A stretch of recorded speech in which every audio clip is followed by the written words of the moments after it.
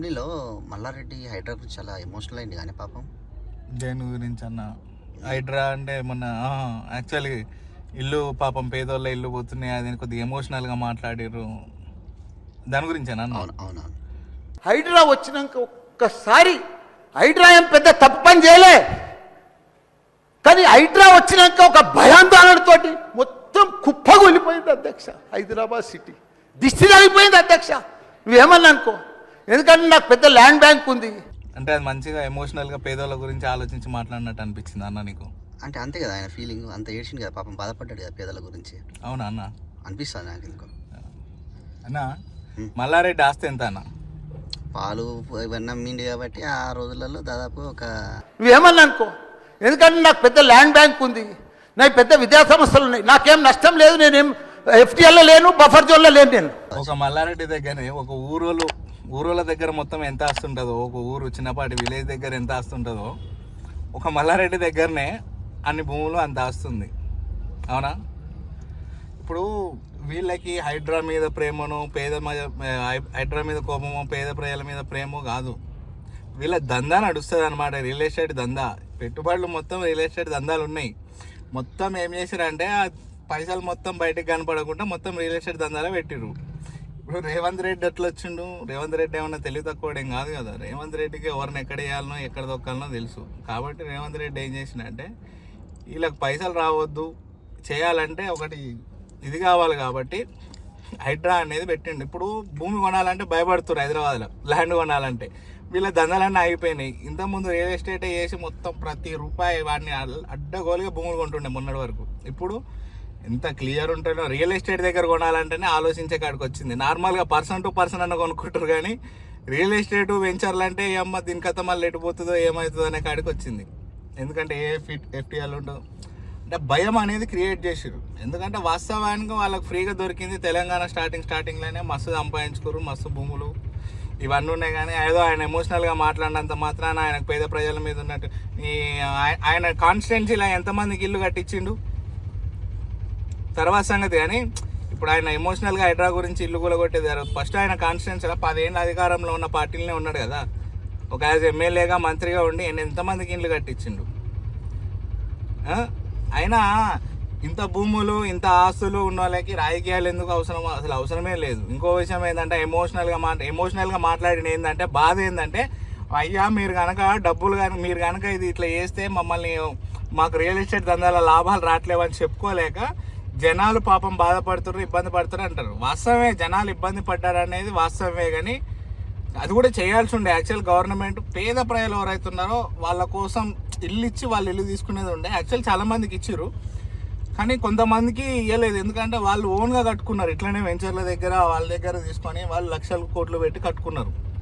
ఇప్పుడు వాళ్ళని పోయి డబుల్ బెడ్రూమ్లు ఉండవంటే ఉండడు ఇప్పుడు. ఎందుకంటే నేను సొంతంగా సంపాదించుకున్న నా కష్టం నాది అంటే ఒక స్థాయిలో ఊహించుకొని ఇప్పుడు గవర్నమెంట్ ఇళ్ళు ఉండరు కదా, వాళ్ళతోనే ప్రాబ్లమే వస్తుంది. కాకపోతే ఏంటంటే వీళ్ళు అడ్డగోలుగా అప్పుడు రిజిస్ట్రేషన్లు చేసి అడ్డగోలుగా అన్నీ ఇష్టం వచ్చినట్టు అంతా ఉట్టి ముచ్చట ఆడ ఏం లేదు, మా దందా నడుస్తలేదు అని చెప్పుకోలేక ఇట్లా ఇక అదొక రకమైన ఆ బాధని ఎట్లా తీసుకురావాలో అర్థం కాక ఆ రేంజ్లో తీసుకొచ్చిన అనమాట. అట్లా ఆ టైపులో. అంతేగాని ఈడ జనాల మీద ప్రేమ అయితే ఒక 2 సంవత్సరాలు దాంట్లో కాలేజీలు ఉన్న వాళ్ళు ఎంతమంది పేదవాళ్ళు ఉన్నారు, ఎంతమందికి ఫ్రీగా ఎడ్యుకేషన్ ఇస్తున్నారో చెప్పమను. ఇయ్యరు.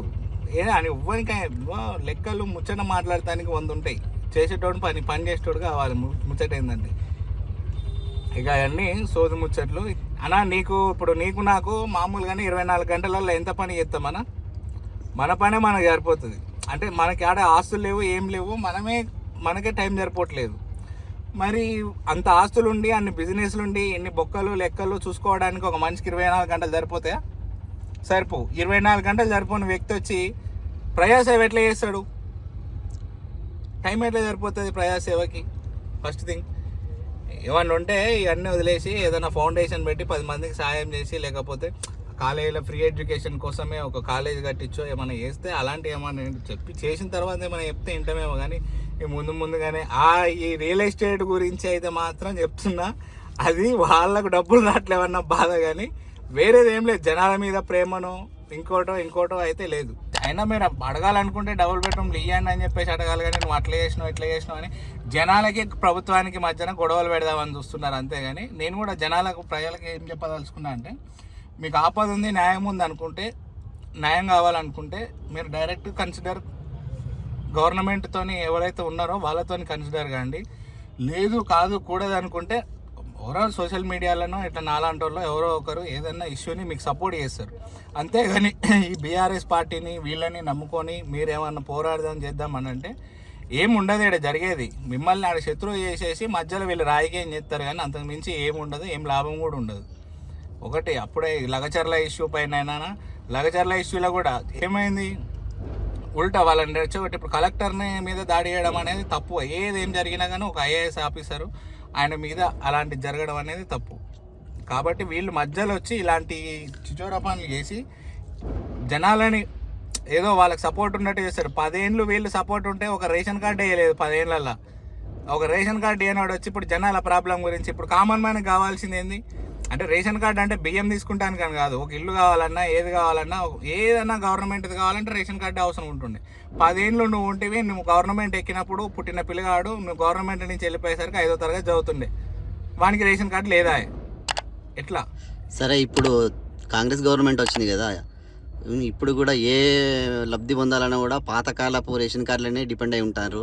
అంటే వీళ్ళు కూడా అదే ధోరణిలో పోతుంటారా, లేకపోతే మనకేమన్నా వీళ్ళని ఇస్తారంటవా కాంగ్రెస్ ఏంటంటే ఇప్పుడు డిపెండ్స్. ఇప్పుడు ఆయన కొత్తగా ఒకటి పెట్టిండు కదా, ఒక కార్డు ఇస్తున్నా అన్నాడు. ఎప్పుడు అది దిగిపోయిన తర్వాత అంటే ఏం జరుగుతుందో మనకు తెలియదు, ఇంకెందుకంటే దాని ఇంప్లిమెంటేషన్ ఎట్లుంటుంది అనేది మనం చూడలేదు. జస్ట్ కాకపోతే నేను ఏ గవర్నమెంట్ అయినా కోరుకునేది ఏంటంటే, మధ్యతరగతి కుటుంబంలో పేదవాళ్ళు మధ్యతరగతి వాళ్ళు చాలా మంది పెళ్లిళ్ళు చేసుకొని సపరేట్ ఫ్యామిలీలు అయిపోయి వాళ్ళు సొంతంగా సంసారాలు చేస్తున్నా కానీ వాళ్ళకి ఇవాళ వరకు రేషన్ కార్డులు లేవు. ఆ రేషన్ కార్డులు గవర్నమెంట్ కొద్దిగా ముందు ఆలోచించి ఆ రేషన్ కార్డు ఇస్తే, ఇప్పుడు బియ్యం తీసుకోకపోయినా రేషన్ కార్డుతో అవసరం ఉంటుంది, కష్టపడి బియ్యం కొనుక్కుంటాడు. వాస్తవానికి రేషన్ కార్డు అనేది బియ్యం కొనుక్కుంటాడు కానీ పథకాలు కొనుక్కోలేడు కదా. పథకాలు కావాలంటే రేషన్ కార్డు ఉండాలి. కాబట్టి ఏదన్నా ఇష్యూ పథకాలు కావాలన్నా లేకపోతే ఏదన్నా కావాలన్నా కానీ ప్రతి దానికి ముడిపడి ఉంది రేషన్ కార్డు. కాబట్టి ఈ గవర్నమెంట్ అనేది కొద్దిగా స్పందించి అది తొందరగా రేషన్ కార్డు అనే వ్యవహారాన్ని తొందరగా పరిష్కరిస్తే మంచిగా ఉంటుంది. అది పేద మధ్యతరగతి కుటుంబాలకి అది మంచిది. ఇంకా రియల్ ఎస్టేట్ అయితే మల్లారెడ్డిది అయితే ఇంకా నేను చెప్పినా కదా, ఇంకా అదే ముచ్చట.